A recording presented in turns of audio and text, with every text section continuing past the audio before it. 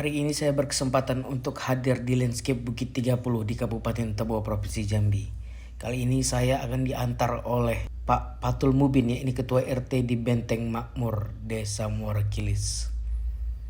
Masuk ke Bukit Landscape 30, kami sudah memesan sepeda motor yang tentunya sudah disiapkan oleh Pak Patul Mubin dengan menggunakan sepeda motor gear besar dan menggunakan rantai pada bannya agar jalan yang berleak tetap bisa kita jalan gaskan. Setelah motor dicek, ternyata motor ini Suprapit.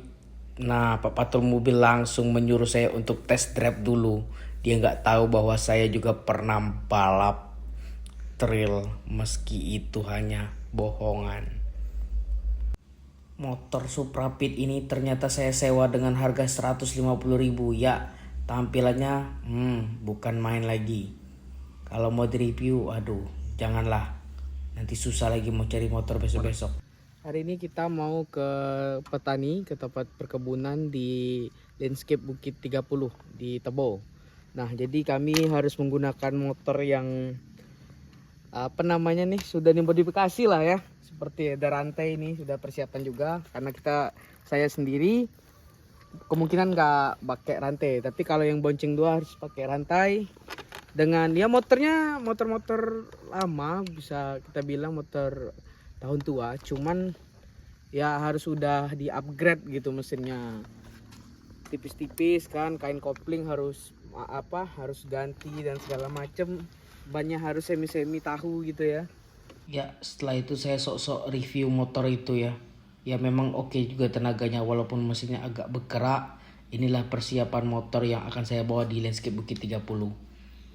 Jadi perjalanan ini akan menguras tenaga, kata Pak Patul Mubin. Jadi kami tidak bawa apa-apa, cuman bawa niat dan peralatan untuk syuting saja. Nah, jadi ini adalah motor blade dengan gear besar. Nah, sedangkan motor yang aku bawa ini adalah Suprapit. Cuman aku mau bilang gimana ya, sewanya cukup oke ya, 150.000. Cuman bensinnya udah diisi. Nah, inilah saya amatir, tidak pacak, tidak bisa bawa motor di dusun. Nah, jadi kayak gini kejadian. Jadi Pak Patul membantu saya untuk memasangkan behel di ban motor nih atau rantai agar bannya ngegrip, tidak ada melintir-lintir gitu. Karena baru 200 meter saya jalan udah melintir-lintir, hampir jatuh guys.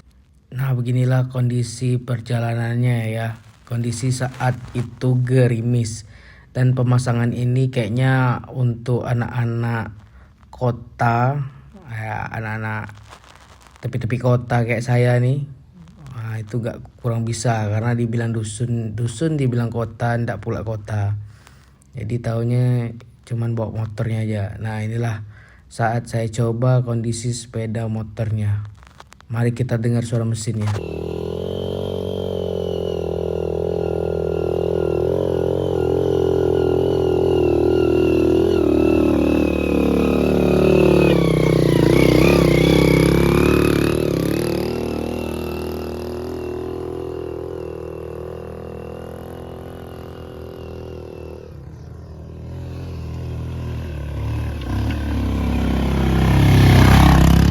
Jelas enak motor Pak Patul Mubin Honda Blade ya, dan saya motor Honda Suprapit. Nah, kondisi motornya keren, proper gini bro. Tanjakan di sini tuh nggak cuma satu ya, ada beberapa tanjakan. Nah, hebatnya Pak Patul saat bonceng Bang Kules tuh nggak jatuh karena bawa kamera drone. Mungkin sekitar 3 kilo kami menggunakan sepeda motor melewati lembah, hutan dan segala macam. Akhirnya kami tiba di kediaman Pak Kateman yang merupakan petani kopi, kakao, dan karet di landscape Bukit 30. Kami mewawancarai dia mengolah kopinya untuk diminumnya sehari-hari. Dalam video syuting kami akan tertera di sana bahwa proses pembuatan kopi yang dilakukan oleh istri Pak Kateman. Namun dalam video ini saya hanya memperlihatkan kopi yang sudah jadi untuk saya minum bersama teman-teman yang lain. Setelah kami proses syuting dan wawancara bersama Pak Kateman, akhirnya kami berbincang lebih santai dengan Pak Kateman. Namun ada fakta menarik.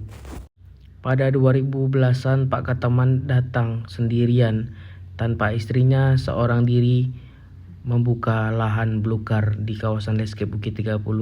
Dirinya bertemu Datuk atau harimau Sumatera di landscape Bukit 30. Gini di hadapan aku tuh, deket lah aku palanya sama dia. Aku langsung begini, ini kayu kan, aku langsung ini sudah begini. Bisa lagi aku langsung sila gini kan. Aku mohonlah sama Tuhan dilindungi. Kalau memang aku masih mau hidup panjang, aku masih moga-moga lah diselamatkan dari bala ini ya kamu. Ya kalau memang mau makan aku maka silahkan makan aku. Kalau memang ini belum makanan kamu pergi dari tempat hadapan aku. Langsung begitu, bunyi dia. Ya, langsung. Ya Allah. Jadi langsung lari kok. Langsung lari kok. Aku Ya belum nggak bisa bisa lari. Waduh. Belum 1 bisa. jam aku baru Bisa lemes. bangun belum Lemes bisa. ini. iya. Lemes mau moga Rasanya langsung lapar. Enggak Ini begini. Enggak bisa berhenti sendirian. Gitu juga. Enggak ada. Sendirian, nggak ada kawan aku. Nah, macam itu besoknya lagi kan, kapanlah dekat bekas dia tadi, aku numpang pohon, agak besar lah, pohonnya segini biar buruk macam itu kan, dengar kalau Ada aku apa-apa. lari, sambil nangis itu aku. Iya, dia itu deket sama aku, nggak takut-takut lagi. Apapun gua debi di hutan ini, Sendirian Nggak takut lah. aku. Apa enggak ada kawan. Terus dia sudah nanam padi, aku baru dipanggil. Tapi gitu. sampai sekarang ada satu aja yang ditakuti, ular. Oh iya, ular. Iya, aku ular. yang Nggak ada suara tahu-tahu masuk rumah, ikut tidur. Selain Pak Keteman, ternyata Pak Patul Mubin merupakan pendamping kami juga pernah bertemu dengan beruang yang masuk ke dapurnya. Kenceng kan? Gus. Kalau babi, Enggak. ku tepuk lah dinding ini biasanya udah lari. Lari. Ini enggak, malah makin dekat. Ini pasti beruang kataku kan. Aku masuk, aku keluar. Kucuk-kucuk mataku. Iya. Jaraknya dekat ke abang nih? Ya dekat. Ini Bang. pondok Sepuluhan rumah meter. itu. Ku Rumah sama kan rumah gandeng ini. rumah kami kan. Nah, aku panggil lah Roman teriaknya, "Man, nggak dengar. Jadi tutup pintu apa? Pintu kamar mandi itu kan ku bikin dari seng kan. Itulah aku tepuk-tepuk. Nah, keluar dia dari dapur kan, rumah dapur kan. Nah, udah itu udah menjauh. Roman baru bangun. Apa Pak De? Nah, beruang masuk. Nah, apa bikin mie kataku. Enggak tahu, enggak dengar. Padahal aku sampai serak. Aku teriak-teriak itu. Lewat 3 apa, ekor bukan pula itu. kerungu. 3. Oh, yang satu anak masih. Setelah bercengkrama dengan Pak Keteman, kami lanjut ke tempat yang lebih tinggi untuk menerbangkan drone. Ya, tempatnya cukup jauh dari Pak Keteman, melewati lika-liku hutan di landscape Bukit 30. Tetap saja Pak Patul Mubin lihai membawa sepeda motor, hingga kamera dan drone kami tidak ada lecet sedikit pun. Setelah sampai di tempat ketinggian, Bang Kules menerbangkan drone-nya. Namun, penerbangan drone tidak mulus ya teman-teman. Agak kesulitan mencari sinyalnya. Nah, namun ada juga serangan satwa. Hampir saja drone diserang oleh elang. Untung tidak jadi karena kita di titik yang lebih aman. Inilah bentuk Taman Nasional Bukit 30. Kami berbatasan dengan kawasan hutan dan taman nasional. Nah, di sini Bang Kules masih diproses membuat video di perbatasan tersebut. Kami lanjut perjalanan dan sampai lagi ke rumah Pak Yoyo, di mana pembibitan dan pembuatan pupuk kompos. Namun tidak semua video saya tampilkan di sini. Saya lebih fokus kepada memperlihatkan bagaimana biji kopi dipetik di sini dan memperlihatkan bagaimana mereka bekerja di landscape Bukit 30 dan berbatasan dengan Taman Nasional. Biji kopinya cukup cantik di sini, merah, hijau, dan kekuning-kuningan. Ya, itulah hasil perjalanan kami, cerita yang mungkin gak terlalu menarik. Terima kasih sudah menonton, like dan subscribe.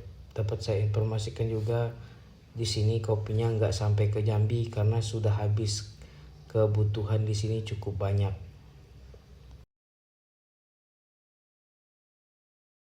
saya akan menunjukkan Anda buah kopi di landscape Bukit 30 Tebo.